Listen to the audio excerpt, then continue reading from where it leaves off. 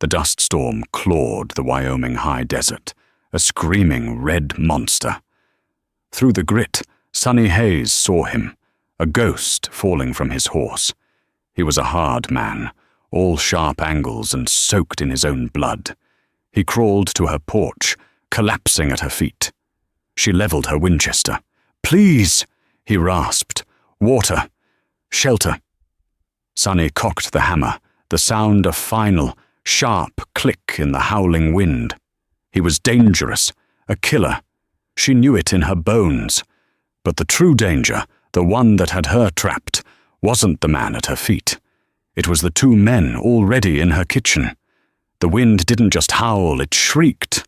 It was the sound of 1,000 mourning women, and it was peeling the paint from Sonny Hayes's modest ranch house. The sky was a churning cauldron of red dust and spite, visibility down to 20 yards. This land, just outside the hardscrabble town of Redemption Creek, didn't suffer fools, and it didn't nurture widows. It simply endured. Sonny Hayes, however, planned to do more than endure. She planned to win. She stood by the window, her knuckles white on the sill, watching the world try to erase her. She'd been a widow for 3 months. 3 months since her husband, Jonathan, had been found at the bottom of a dry gulch, his horse conveniently returned to the stable. The town sheriff, Jedediah Stone, had called it a tragic accident. Sonny called it murder. A shape moved in the ochre gloom. At first, she thought it was another tumbleweed, but this one was bigger, fighting the wind. A horse, head bowed, stumbled forward. A man was slumped over its neck. As she watched, the horse gave a final, shuddering sigh, and its legs buckled. The man spilled from the saddle, a dark smear on the dry earth. He didn't get up. Sonny's heart hammered against her ribs. Her first instinct was compassion. Her second, learned from 3 months of fending for herself, was suspicion.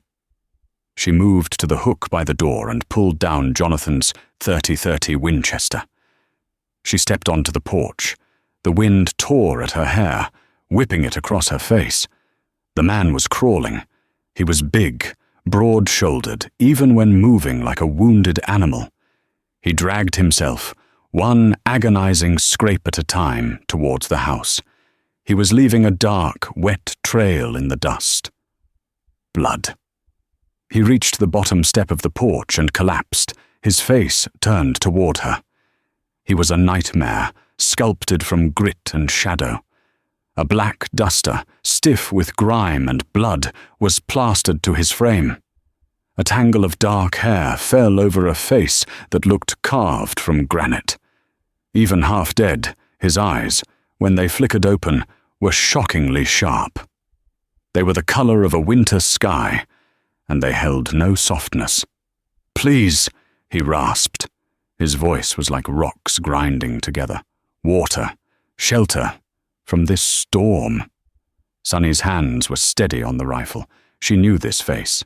She'd seen it tacked to the bounty board in Sheriff Stone's office. Silas Blackwood, nickname The Reaper. Wanted for murder, bank robbery, rustling. Reward, $1,000, dead or alive. He was the most dangerous man in the territory. He pushed himself up onto one elbow, a fresh wave of crimson seeping from a crude bandage on his side. He looked at the rifle, then at her. He wasn't begging. He was stating a fact. He needed shelter, and she had it. "You move 1 more inch, and this storm will be the last thing you see," Sonny said, her voice clear and cold. A dry, painful chuckle escaped him. "Fair." He tried to push himself up again, to get under the small overhang of the porch roof. He was desperate. He wanted inside. Sonny's blood ran cold, but not from him. She took a half step back, her eyes flicking from the dying man to the closed door behind her. "Please," she whispered, her voice suddenly tight with a terror that had nothing to do with him. "Please don't come inside." Silas Blackwood, the Reaper, saw the raw panic in her eyes. He had seen fear his whole life. He knew what it looked like when a woman faced a killer. This was different. This wasn't fear of him. It was something else. Something deeper and more immediate. He saw the rifle tremble just once. "Who's in there, ma'am?" he whispered, the wind stealing the words. Before she could answer, the front door creaked open behind her. "Mrs. Hayes," a voice purred from the darkness of the house. "You got company. You know Mr. Croft don't like company." Sonny froze, a statue of terror. Silas Blackwood pushed himself up against the porch post, his hand instinctively moving to the empty holster at his hip. A short, wiry man named Pike stepped out, wiping grease from his mouth with a dish rag. He held a Colt revolver loosely in his other hand. He squinted at Silas, then grinned, revealing a row of broken, tobacco-stained teeth. "Well now," Pike said, ignoring Sonny, "look what the cat dragged in, or what the storm blew in anyway. You're bleeding all over the lady's porch, friend." Silas said nothing. He measured the man. He measured the distance. "Get him inside," a second deeper voice commanded from within the house. A mountain of a man, Luther, filled the doorway. "Pike, you idiot! If he dies on the porch, we gotta bury him. If he dies inside, he's just baggage. And Mr. Croft wants this place clean when he arrives." Sonny's warning was now terribly clear. She wasn't warning the dangerous cowboy away. She was warning him in. "Please don't come inside," she had said. It wasn't a threat. It was a plea. Pike gestured with his gun. "You heard the man, Reaper. Or whatever your name is. Get in the house. The widow here is about to have a change of ownership on this property, and you get to be a witness. A short-lived one." Silas looked at Sonny. Her face was a mask of defeat. He was wounded, outnumbered, and unarmed. He had crawled here seeking shelter and found himself in a trap far deadlier than the storm. He had fallen from the frying pan of the blizzard into the raging fire of the widow's prison. The inside of the ranch house smelled of stale whiskey, fear, and the onions Pike was frying. They dragged Silas in like a sack of grain, dumping him on a threadbare rug by the cold hearth. His duster was pulled open, revealing the source of the bleeding. A bullet had torn a furrow across his ribs. It was deep, agonizing, but it had missed his lungs. "Look at that," Pike said, poking the wound with the toe of his boot. Silas grunted, his body tensing, but he didn't have the strength to fight back. "Somebody already tried to collect." "Leave him," Luther rumbled. He was sitting at Sonny's small kitchen table, cleaning his rifle. "He ain't a threat. He's just loose ends." Sonny stood by the stove, her arms wrapped around herself. "He needs a doctor. He'll die." "That's the point, Mrs. Hayes," Luther said without looking up. "We're here for one purpose, to wait for Mr. Croft. He'll be here as soon as this storm breaks. He will have you sign the deed transfer, nice and legal-like. Then we burn the house, you and your guest, inside. It'll look like another tragic accident. Storms do crazy things, tip over lanterns." "My son," Sonny's voice was barely a whisper. "The boy's fine," Pike cackled, grabbing a biscuit from a tin. "He's tied up in his room. Smart kid, knows when to stay quiet." A cold, clarifying rage cut through Silas's fever. A child. He watched Sonny. She was a captive, forced to cook for her husband's murderers. But she wasn't broken. He saw the way her eyes darted, calculating. She was waiting, searching for an opening. "Water," Silas rasped. Luther ignored him. Pike tossed a tin cup onto the floor. "Get it yourself." Sonny moved. It was a simple, maternal instinct. She went to the water barrel, filled a dipper, and crossed the room. Luther's hand shot out and grabbed her wrist, stopping her. "What did I say, woman? He's a dead man. Don't waste the water." "He's a man," Sonny said, her voice shaking but defiant. "Not an animal." "He's Silas Blackwood," Luther said, his eyes narrowing. He'd finally recognized the face. "He's the Reaper, worth $1,000. Maybe Mr. Croft will see this as a bonus, an offering." The name hung in the air. Pike's grin faded. Even Luther, for all his bulk, looked at Silas with a new, unwelcome respect. The Reaper wasn't just some outlaw, he was a legend, credited with kills that defied logic. "All the more reason to keep him thirsty," Pike muttered, suddenly nervous. Silas used the moment. "You work for Malachi, Croft?" Luther turned his full attention to Silas. "What's it to you, Reaper?" "Croft," Silas spat, the name tasting like ash. "He's a snake in a fancy suit. Thinks he owns the territory." "He does own the territory," Luther corrected. "And this pitiful patch of dirt your widow here is clinging to, it's got something he wants, something her husband was stupid enough to find." "Gold?" Silas guessed. "Water," Sonny said, her voice dead. "A spring, an aquifer. Jonathan found it. It's the only reliable source in 50 miles. With it, Mr. Croft can water 10,000 head of cattle and choke out every other rancher in the valley. Without it, this land is worthless." Silas now understood. This wasn't a crime of passion. It was a calculated act of commerce. Jonathan Hayes hadn't fallen. He'd been pushed.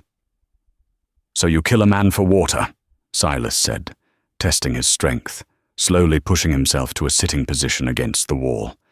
Every muscle screamed. "We do what Mr. Croft pays us to do," Luther said, standing up. He was a good 6 inches taller than Silas, and outweighed him by 100 pounds. "And you, Reaper, you're done. You ain't a legend in this room. You're just meat."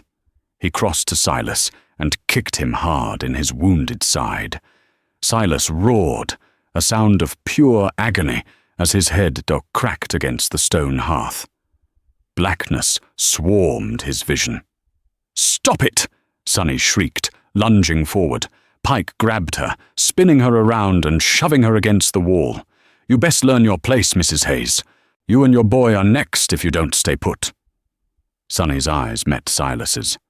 In that moment, the storm outside was nothing compared to the one that had just been unleashed in the room. Silas Blackwood had come here to escape the law. He now realized he had been delivered, by fate, to the one place he was supposed to be. Malachi Croft, the name from his past, the man who had set him on this path, the fever, the pain, and the bloodlust, all coalesced into a single, terrifying thought. They made a mistake. They should have let me die on the porch. The night wore on. The storm raged, a physical manifestation of the tension inside the small house. Silas drifted in and out of a feverish haze, his mind a battlefield of past and present. He wasn't just any outlaw. He had been Silas Blackwood, a rancher himself once. He'd owned a small spread down in the Arizona territory, near a town called Silver Creek. He had a wife, Sarah. He was happy. And he had a neighbor, Malachi Croft, then just a small-time land speculator, with big ambitions. Croft had wanted his land. It had the only river access for miles. Silas, like Jonathan Hayes, had refused to sell. One night, while Silas was in Tucson on a cattle drive, a fire accidentally started. His ranch, his barn, his home, and his wife trapped inside. The official report, signed by a sheriff on Croft's payroll, called it a tragic accident. But Silas knew. He confronted Croft in the Silver Creek saloon. He didn't pull a gun. He just called him out. "You're a murderer, Malachi." Croft, ever the politician, had laughed. "You're grieving, Mr. Blackwood. Don't say things you can't prove." 2 days later, 3 of Croft's hired guns ambushed Silas on the trail. They hadn't counted on him being who he was. When the smoke cleared, Silas was the only one standing. He became a wanted man overnight. Croft, with his money and influence, painted him as a vicious killer. The Reaper of Silver Creek, who had murdered 3 innocent men in cold blood. His life was stolen. His name was destroyed, all by the same man who now held this widow and her child hostage. He was jolted awake by a small sound. His eyes snapped open. The storm had quieted to a low moan. Luther was asleep in a chair, his rifle across his lap, snoring loudly. Pike was at the table, his head resting in his arms, an empty whiskey bottle beside him. Sunny was standing over Silas. She held a steaming mug in one hand and a strip of clean linen in the other. She knelt beside him. "Drink," she whispered. It was broth, hot, salty, and life-giving. He drank it greedily, the warmth spreading through his chest. "They're drunk," she said, her voice barely audible. She dipped the linen into the mug and began to clean the caked blood from his side. His skin was on fire, but her touch was surprisingly steady. "Your boy?" Silas rasped. "Tommy. Where is he?" "In his room, the back bedroom." Pike tied his ankle to the bedpost. He's 9. He's so quiet. Too quiet." "They'll kill you both," Silas stated. It wasn't a question. "I know." She finished cleaning the wound and looked at it critically. "It's bad. But the bullet went through." She pressed a pad of cloth against the weeping gash. "You have to hold this. Hard." He did, gritting his teeth. "Why did you stay?" he asked. "When they first came. Why not run?" "Run where?" She shot back, her voice a low, fierce hiss. "This is my land. Jonathan died for it. They showed up the day after the funeral. They smiled. They offered their condolences. And then they offered me $500 for the ranch. When I refused, they stopped smiling. They've been here for a week. They let me ride to town once for supplies, to keep up appearances. I told Sheriff Stone. He just nodded and said he'd look into it. He's on Croft's payroll. Everyone is." She had nowhere to go. She was an island, and the sharks were circling. "Malachi Croft," Silas said, his voice hard. "I know him." Sunny looked at him, confused. "What?" "He did this to me, too, a long time ago. Took my land. Took everything." Sunny's eyes, hardened by grief, suddenly softened with a terrible understanding. They were not strangers. They were victims of the same man, separated only by time and distance. "So you're not—" "A killer?" Silas finished. "Oh, I'm a killer, Ma'am. He made sure of that. But I'm not a murderer." He looked at the sleeping forms of their captors. Luther stirred, snorted, and settled deeper into his slumber. "What's your plan, Reaper?" she whispered. "Get to my horse, my saddlebag. I have a skinning knife, and my spare pistol." "Your horse is dead," Sunny said flatly. "The storm, or the bullet. It's dead in the yard." Silas closed his eyes. Defeat was a cold, bitter taste. "But," Sunny continued, "your saddlebag isn't.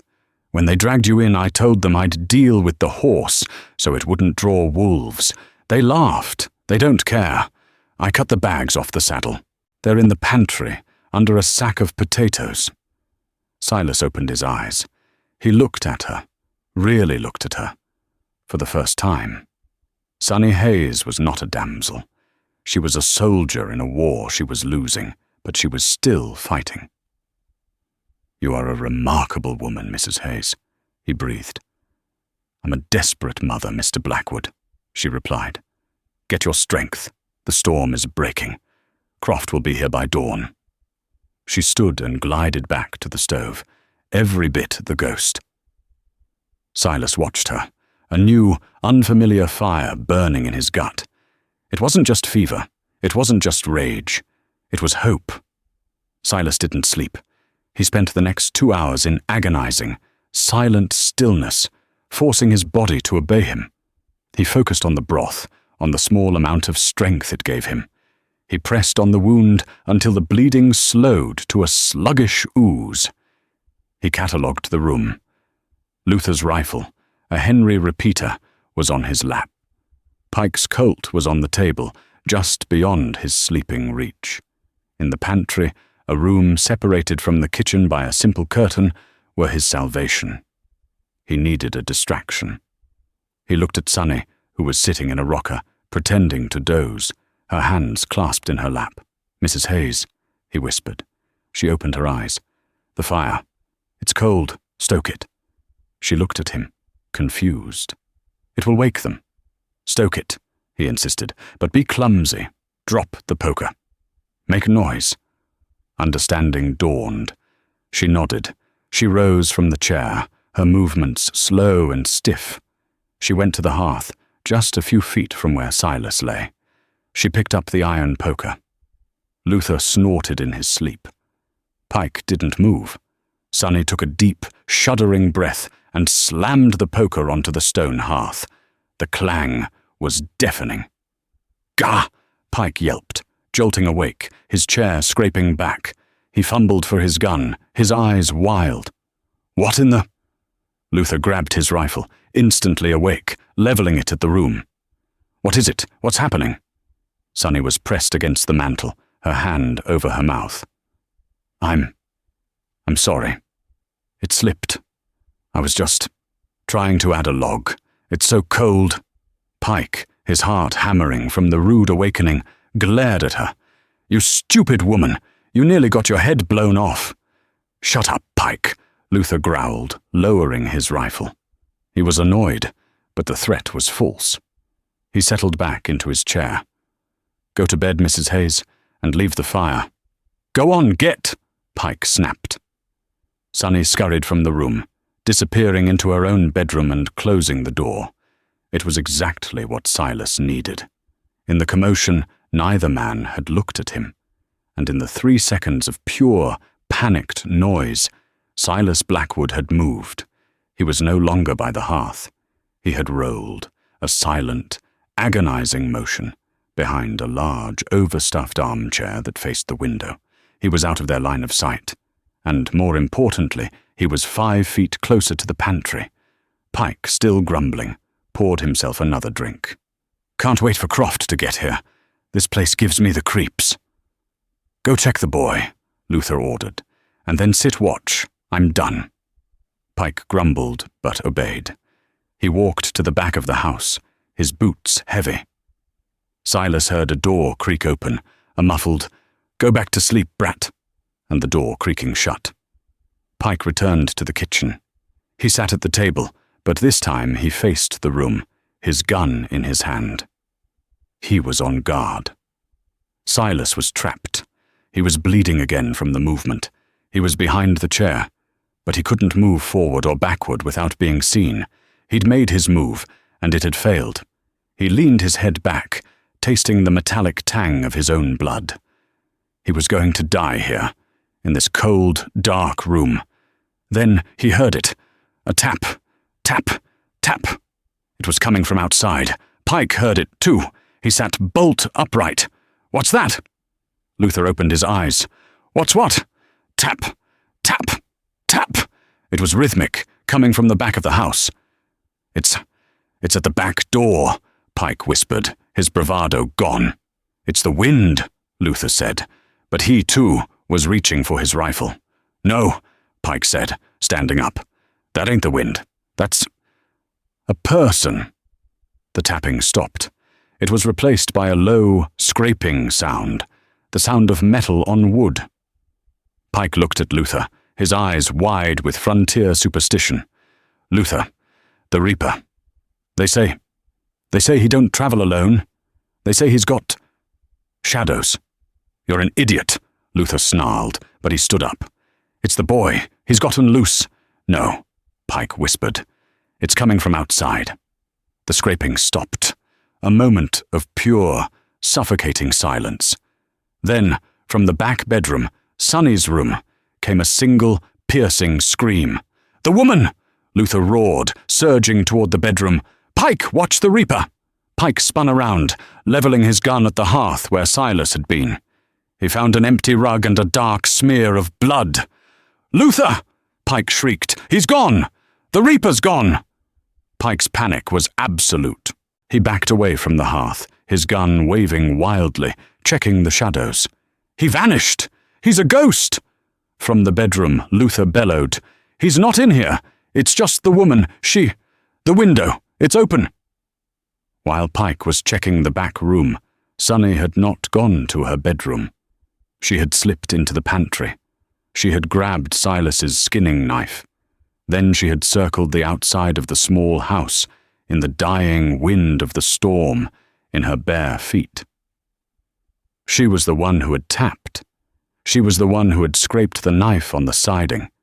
And when she heard Pike go check on her son, she had jimmied open her own bedroom window and screamed. She was the distraction, and as Pike stood in the middle of the kitchen, terrified of a ghost, Silas Blackwood, very real, very solid, and radiating a killing cold, rose from behind the armchair. He had made it to the pantry during Pike's first distraction. He wasn't armed with his pistol. It was too heavy, too slow. He held the long, curved skinning knife from his saddlebag. Pike sensed the movement and spun around. His mouth opened to yell. Silas crossed the 10 feet in 2 bounds. He was a force of nature, all pain and purpose. He slammed his shoulder into Pike's chest, driving him backward. Pike's gun went off, the shot deafening in the small room, the bullet burying itself in the ceiling. Silas's left hand clamped over Pike's mouth, stifling his scream. His right hand, holding the knife, found its home. It was brutal, silent, and efficient. Pike's eyes went wide with a final, terrible surprise. He slumped, and Silas lowered him gently to the floor. He was already turning as Luther burst back into the room, his rifle up. Luther saw Pike on the floor. He saw the blood. He saw Silas, now armed with Pike's Colt, standing over the body. Luther was not a coward. He was a brute, but he was a professional. He brought the Henry rifle to his shoulder, but he hesitated. He didn't see Silas. He saw the Reaper. He saw the legend. That hesitation was all Silas needed. He didn't fire. He threw the skinning knife. The blade, perfectly balanced, spun end over end, fast as a striking snake. It buried itself, thud, in the thick wooden stock of Luther's rifle, just inches from his hand. The impact was so violent, it shattered the wood and knocked the rifle from Luther's grip. Luther stared at his hand, then at the quivering knife, then at Silas. "The boy," Silas rasped, his voice a low growl. "Let him go, now." Luther, unarmed and facing a man who had just thrown a knife with impossible accuracy, slowly raised his hands. I don't... Mr. Croft." "Croft can't help you," Silas said, advancing. He scooped up Luther's fallen rifle. "Where is the boy?" "Back room," Luther stammered. "Tied to the bed." "Sonny," Silas called. Sonny slipped in through the back door, her shawl soaked, her face pale but resolute. "Tommy." "Go," Silas ordered. She ran past the 2 men, past the body of Pike, and disappeared. A moment later, a small cry. "Mama!" A small boy, all tangled hair and wide, terrified eyes, ran into the room and launched himself into Sonny's arms. She buried her face in his hair, her body shaking. Silas kept the rifle trained on Luther. "On your knees." Luther sank to his knees, his eyes on the floor. He was a mountain, but he had crumbled. The front door creaked open. A new voice, smooth and civilized, cut through the tension. My. It seems the welcoming party has gotten a bit out of hand." Silas spun.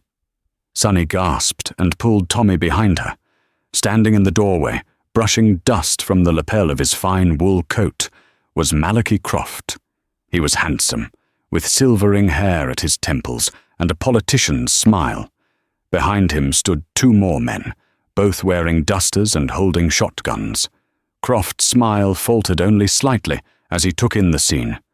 Pike dead, Luther on his knees, and the legendary Silas Blackwood, bleeding but very much alive, holding a rifle on his last man.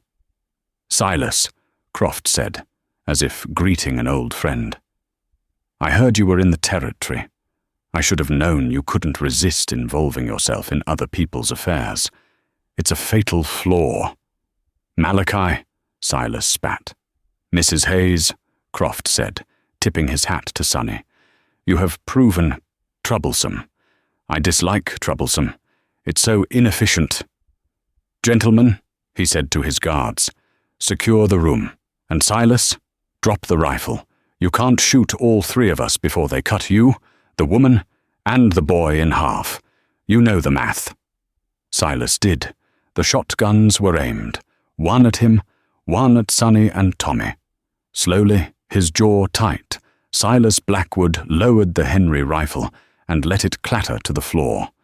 The front door, which Sonny had barred, splintered open with a single, decisive kick. The dying storm outside seemed to part, making way for the man who stood silhouetted in the doorway. He was not a brute like Luther or a weasel like Pike. He was composed, elegant, and his presence sucked the warmth from the room. He wore a fine wool coat, a pinstriped vest, and a silk cravat, all improbably clean, as if the storm itself didn't dare to touch him. He meticulously brushed a speck of dust from his lapel before stepping inside. My, a smooth, baritone voice purred. "It seems the welcoming party has gotten a bit out of hand." Malachi Croft. He was handsome in a cold, predatory way, with silvering hair at his temples and the clear, confident eyes of a man who had never been told no. Behind him, two more men fanned out, their faces hard and impassive. They weren't hired guns in the same way as Pike and Luther. They were professionals. They held double-barreled shotguns, muzzles down, but ready. Croft's assessing gaze swept the room, cataloguing the scene with the speed of an auctioneer. Pike, dead on the floor. Luther, the mountain, on his knees, hands clasped as if in prayer. Sonny and Tommy, huddled by the back wall. And finally, his eyes landed on Silas Blackwood. Croft's smile, which had been one of mild amusement, faltered for a fraction of a second. The surprise was real. "Silas," he said, his voice dropping an octave. "Silas Blackwood. I heard a rumor you were in the territory, but I dismissed it as superstitious nonsense." He walked further into the room, his men covering him. He delicately sidestepped Pike's body. "Luther," he sighed, "you are a profound and utter disappointment. You had one simple task." "He's the Reaper, Mr. Croft," Luther stammered, his eyes wide with terror. He vanished. And the woman—" "Quiet," Croft commanded, and Luther's voice died in his throat. Croft turned his full, chilling attention back to Silas. "You look terrible, Silas. 10 years on the run hasn't been kind." "Sarah. Ah, poor, lovely Sarah. She had such soft hands. She would have been so deeply disappointed in what you've become.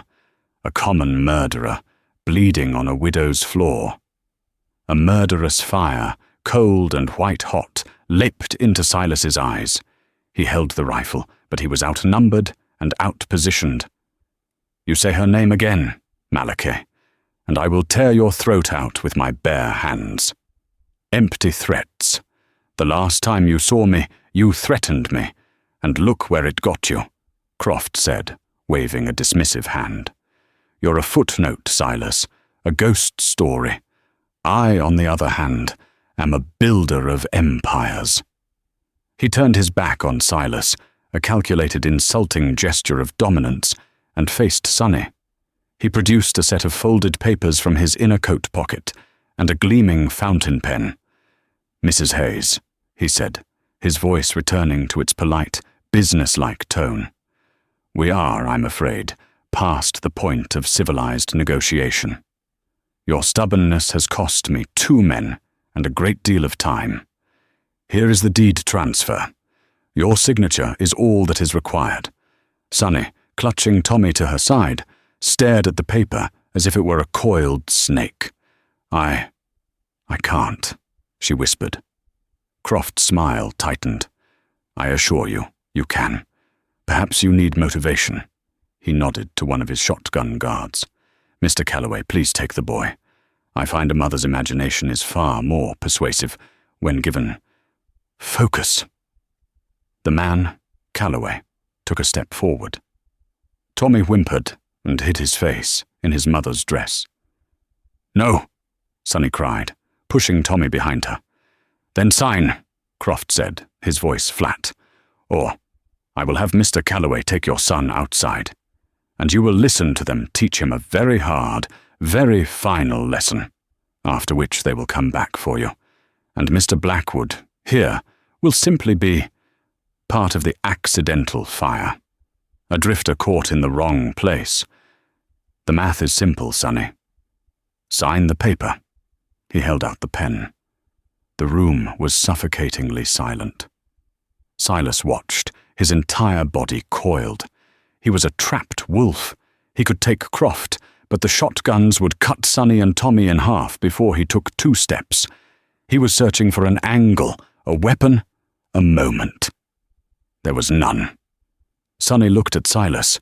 Her eyes were not pleading. They were apologetic. He saw in that one look a strength he hadn't fully understood. I can't sign it, Mr. Croft, she said, her voice shaking but gaining strength. Woman, do not test my patience. I truly can't, she insisted, louder. It's not mine to sign. Croft's smile twitched. He let out an impatient sigh. Mrs. Hayes, I have had the deed and title researched. Your husband, Jonathan Hayes, deceased. The property, clear of liens, passes directly to you, his spouse. It is yours. Now sign it. It was mine, Sonny said. She reached into the bodice of her dress, her hand trembling. Croft's men tensed, but she pulled out a single, folded, slightly crumpled piece of paper. It wasn't the deed. It was a letter. What is this? Croft said, his patience finally snapping. He snatched it from her hand. I told you I rode to town for supplies last week, Sonny said, her voice ringing with newfound confidence. I told Luther the storm kept me on the road for 2 nights. That was a lie. Croft's eyes scanned the letter. His face, for the first time, went pale. The blood drained from it, leaving a waxy, stunned mask. I rode all the way to Cheyenne, Sonny announced, her voice filling the small house. It took me 2 days, there and back. I went to the Federal Land Office, and then I went to the Union Pacific headquarters. This is a bill of sale, Croft whispered, the paper crinkling in his tightening fist. From 3 days ago, Sonny confirmed. I sold the ranch, the whole ranch, the land, the house, and most importantly, the water rights. I sold it all to a Mr. Albert Donovan, regional manager for the Union Pacific Railroad. This was the twist. This was the real one. Silas stared at her, a slow, profound admiration dawning on his face. Luther, still kneeling, looked up in dumb confusion. Albert Donovan? Croft repeated, the name sounding like a curse. They're putting a new spur line through the territory, Sonny explained, her words coming fast and sharp, like bullets. They've been surveying for months. They needed the water from Jonathan's spring. They paid me $10,000. The money is in a bank in Cheyenne. The deed is filed. It's theirs, Malachi. You... What? Croft stammered, his civilized mask completely gone, revealing the grasping, furious man beneath. You can't have the land, Sonny said. You can kill me. You can kill my son. You can burn this house to the ground. But you can't have the water. It belongs to the Union Pacific. And Mr. Donovan, he was very clear.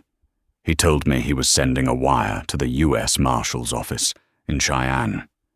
He said if he didn't get a telegram from me by tomorrow at noon, confirming I was safe and the property was secure, He was sending the marshals to find out why his new railroad property wasn't secured. She had done it. She had checkmated him. Silas finally understood. "Please don't come inside," he whispered, the words hitting him with the force of a revelation. She hadn't been warning him away from Luther and Pike. She had been warning him, $1,000 bounty, away from the U.S. Marshals. She had been trying to save him. Croft looked at the paper, then at Sonny, then at Silas. He was a trapped animal. If he killed them, the railroad would bring the full power of the federal government down on him. His accidental fire wouldn't hold up for a second. His entire, carefully constructed empire of land and influence would be scrutinized. He was a businessman, and he had just been ruined by a widow in a dusty ranch house. "It's over, Malachi," Silas said, a slow, dangerous smile spreading across his face. Croft looked at Silas. He looked at Sonny, and he began to laugh. It was a cold, high-pitched, terrible sound. "Over!" he cackled, his eyes wild. "No, it's not over. The land is lost. Yes, a financial setback. A trifle. But you, Silas, you're not a financial setback. You're a personal one. You're the one loose end. The one man who can tie me to Silver Creek." He tore the letter in half and threw the pieces to the floor. "I'll take my chances with the railroad. They can't prove I did this. It'll just be another frontier tragedy. A drifter, a widow, a sad story." He turned to his men, his face a mask of rage. "Kill them all, now." The two shotgun-wielding men, Calloway and the other, snapped their weapons up. But Silas had been waiting for this. He had been waiting for the exact moment Croft's rage overrode his caution. "No!" Sonny screamed, diving to cover Tommy. Silas didn't move toward the guards. He moved toward Malachi Croft. He launched himself across the small space, grabbing the front of Croft's expensive coat, spinning him around like a rag doll. He used him as a human shield, pressing the muzzle of Pike's Colt to Croft's temple. "Don't!" Silas roared. But the guards were already committed. The room exploded in a deafening, simultaneous roar of thunder and smoke. Calloway, the man closest, fired both barrels. Croft screamed, a high-pitched shriek, as the buckshot intended for Silas tore into his own back and side, shredding his fine coat and the flesh beneath. The force of the blast threw both Silas and Croft to the floor. The second guard, seeing his boss fall, hesitated, trying to track Silas in the choking, sulphurous smoke. It was the opening. Silas, protected by Croft's body, rolled free. He saw the second guard swinging the shotgun barrels toward Sonny and the boy. Silas fired the rifle from his hip. The shot was deafening, the .30-30 round hitting the guard square in the chest, slamming him backward against the wall. Calloway, meanwhile, was frantically trying to break open his shotgun to reload. He dropped his shells, fumbling. He looked up, his eyes wide, and saw Silas bringing the rifle to bear. Calloway abandoned the shotgun and clawed for his sidearm, but he never got there. Sonny Hayes, no longer a victim, no longer a pawn, rose up. With a primal scream of a mother protecting her young, she grabbed the heavy, cast-iron skillet from the stove. She swung it with all the force of her grief and rage, connecting with the side of Calloway's head with a sickening crack. He crumpled to the floor without a sound. Silence. The room was choked with smoke. Pike was dead. The two shotgun guards were down, one dead, one unconscious. Luther, the mountain, was still on his knees, his hands clasped, shaking, a prayer of terror on his lips. And Malachi Croft was on the floor, dying. Silas Blackwood, his side a fresh agony, kicked the pistol from the fallen guard's hand and stood over his nemesis, the man who had taken his life, his wife, his name. Croft looked up, his eyes wide with a final, pathetic disbelief. He was gurgling, blood on his lips. Silas, he wheezed. Sarah, she never loved you. She told me. Silas didn't react. He just watched, his face an impassive mask as the lie died on the man's lips. The light faded from Malachi Croft's eyes, and the man who had built an empire on the bones of others was gone. Silas turned his cold gaze on the last man. Luther, get up. Luther scrambled to his feet, his hands held high. I didn't do nothing, Reaper. I swear, I just... Take them. Silas gestured with the rifle to the bodies. All of them. Your boss. His men. Pike. Put them in the wagon Croft arrived in. And then? Luther stammered, his eyes darting to the door. Then you ride to Redemption Creek. You ride straight to Sheriff Jedediah Stone. You tell him Malachi Croft and his men were here. You tell him they were killed by the Reaper. You tell him this land belongs to the Union Pacific Railroad. And you tell him if he ever comes near this ranch again, I'll come back for him. Do you understand me? Yes, sir. Mr. Reaper. Sir, Luther said, nodding frantically. I'll tell him. Go, Silas commanded. Luther didn't need to be told twice.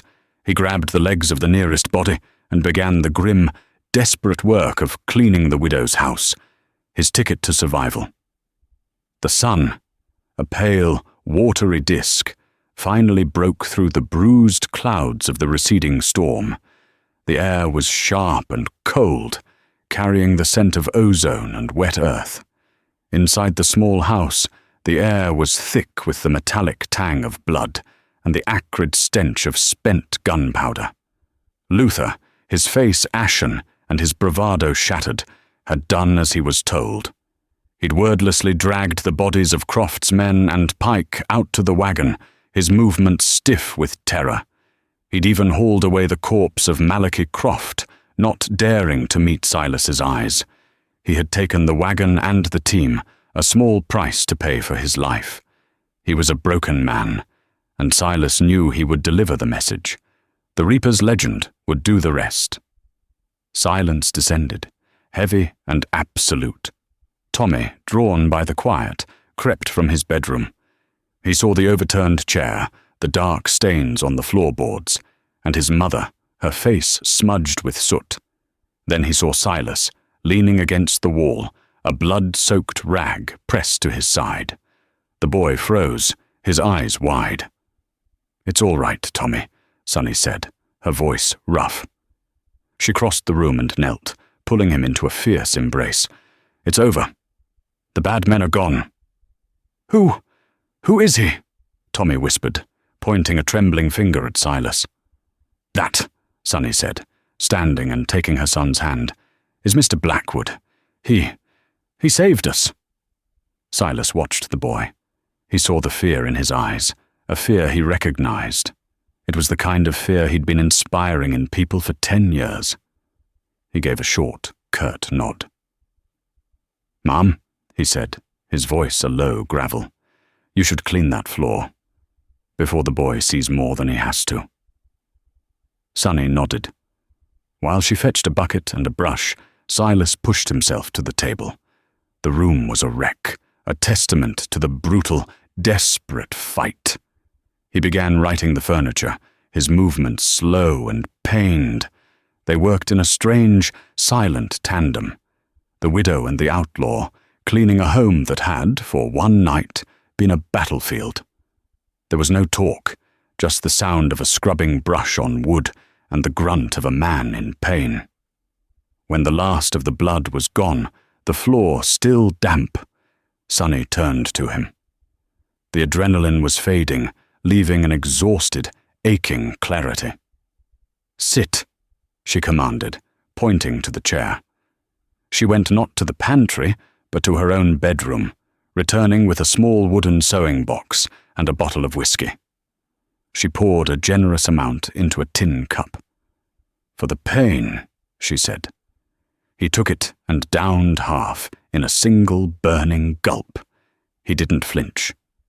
She knelt beside him, tossing the bloody rag aside. "This is going to hurt." "More than the bullet?" he rasped, a ghost of a smile playing on his lips. "Different," she said. She threaded a needle. Her hands, he noticed, were perfectly steady. They were not the soft hands of a town woman, but the capable, calloused hands of a rancher. She disinfected the needle in the whiskey, took a deep breath, and began to stitch the torn flesh of his side. He sat like a statue of granite, his jaw clenched, his eyes fixed on the far wall. He was close enough to smell the faint, clean scent of lye soap on her skin. He felt the pull of the thread, the sharp, intimate pain of her work. It was a strange, almost domestic moment, a quiet counterpoint to the violence that had preceded it. She was mending him. "You're good at that," he said, his voice tight. "I've stitched up calves, horses, and Jonathan." He was clumsy, she replied, her voice low, focused. When she was finished, she tied off the thread and cut it. She bandaged the wound with clean linen, her touch efficient and sure. "Thank you," he said. It was a simple, honest gratitude. "You're a hell of a poker player, Sonny Hayes," Silas said, finally meeting her gaze.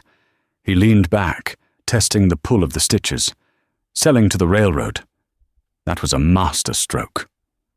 "I had to," she said, sitting opposite him. She poured a small measure of whiskey for herself, her hands finally allowing themselves to tremble. "My plan. It was just paper, Silas. It wouldn't have stopped the bullets. It was just a desperate hope. You and your knife. That was real. You saved us." "We saved each other," he corrected. "You distracted them. You brought me my tools. You were never a hostage, Sonny. You were a soldier." The sun was higher now, streaming through the window, illuminating the dust motes dancing in the air. The house was quiet. Too quiet. "Stay," Sonny said, the word cutting through the silence, surprising them both. Silas looked at her, his winter sky eyes searching her face. "What did you say?" "I said stay," she repeated, her voice stronger now, insistent. "I mean it. You said yourself, Malachi Croft is gone. The threat is gone. This Reaper, he can be gone too. The Union Pacific is more powerful than a dozen Crofts. They have lawyers, they have sway in Washington. You saved their investment, their water. Mr. Donovan, the man I sold to, he owes you. He could get that bounty, that name, cleared. He could give you a job, a real one, foreman, head of security. You could be just Silas Blackwood again." He stared into his empty cup. He saw it. He let himself, for one painful second, see the life she was offering. Waking up in this house, not to gunfire, but to the smell of coffee, the sound of the boy playing outside, the simple, profound peace of a home. He looked at her, at the strength and courage that radiated from her, and he wanted it more than he had wanted anything in 10 years. Then he closed his eyes, the vision vanishing. "Sonny," he said, his voice thick with a pain that had nothing to do with his wound. "You don't know what you're asking. You see this house, this land. I see a target. The bounty on my head. It's not just a piece of paper. It's men. Hard men. Men who knew Croft. Men who hate me for a dozen other reasons, real and imagined. It's lawmen who'd rather see me hang than listen to a railroad lawyer. It's a shadow, Sonny, and it's long. I'd bring it right to your door."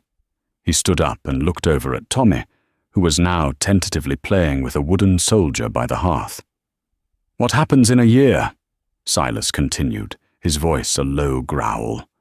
"When some bounty hunter with a long memory and a short temper shows up? What happens to your boy when he has to see another gunfight, right here on his own floor? No, you've won your peace. You've earned it. Don't let me be the one to spoil it." She knew he was right. The tears she hadn't shed for her husband, for her terror, now welled in her eyes. It was the crushing weight of a final, impossible choice. "So you'll just ride away?" she whispered. "Another ghost." "That's all I am," he said. He walked to the wall and took down the Henry rifle he'd taken from Luther. He checked the action, then held it out to her, butt first. "This'll fetch a good price in Cheyenne," he said. "Get you and the boy a new start. Buy him some new soldiers." "I have the railroad money, Silas. I don't need—" "Take it," he insisted. Their fingers brushed as she took the heavy rifle. The brief touch was like a static charge. He walked to the door and put on his hat, the battered felt settling low on his brow. He looked back at her, at the small, defiant figure in the center of the quiet room. He memorized the lines of her face, the resilience in her eyes, the set of her jaw. He wanted to say more. He wanted to say everything. But the Reaper had no words for this. "Sonny Hayes," he said, "you're the strongest person I've ever known." "Be safe, Silas Blackwood," she whispered, her voice breaking. He stepped out onto the porch, into the clean, cold air of the new day. He didn't look back. He walked to the stable, the bay gelding Croft had ridden, nickering at his approach. He saddled the horse, his movements economical and practiced. Sonny followed him to the porch, the rifle heavy in her hands. She watched him mount up. He was a figure of the wilderness, a man who belonged to the horizon. He settled in the saddle, looked at her one last time, a long, final look that said all the things his voice could not. Then he nodded, a short, sharp gesture of respect, pain, and farewell. He turned the horse and rode away, not at a gallop, but at a steady, ground-eating pace. He didn't look back. Sonny Hayes stood on her porch, her hand on the frame, right where he had collapsed just a day before. She watched until he was just a speck on the horizon, swallowed by the vast, unforgiving, beautiful land he was doomed to wander. The wind picked up, pulling at her hair, but she didn't move. She stood there long after he was gone, the silence of the prairie rushing in to fill the space he had left. It was the silence of safety, the silence of victory, but it was also the profound, aching silence of being alone. Finally, she turned, walked back inside her home, and slid the heavy bolt across the door. The dust settled over Redemption Creek, but the echoes of their story never truly faded. Sonny Hayes proved that resilience wasn't about the weapon you held, but the lines you refused to let others cross. She had used her wits as a shield and her courage as a sword, securing a future for her son. And Silas Blackwood, the Reaper, rode north. He learned that true redemption isn't found in clearing a name or reclaiming a past. It's found in a single, selfless act. In that one moment you choose to save another, even if you can't save yourself. Theirs was a love story, written in gunpowder and grit, a testament to the fact that even in the most desolate lands, hope can take root. If this story of survival and sacrifice in the Old West captured your heart, please don't let it end here. Like this video, share it with someone who loves a powerful drama, and most importantly, subscribe to the channel for more tales of grit and redemption. Hit that notification bell so you never miss a story.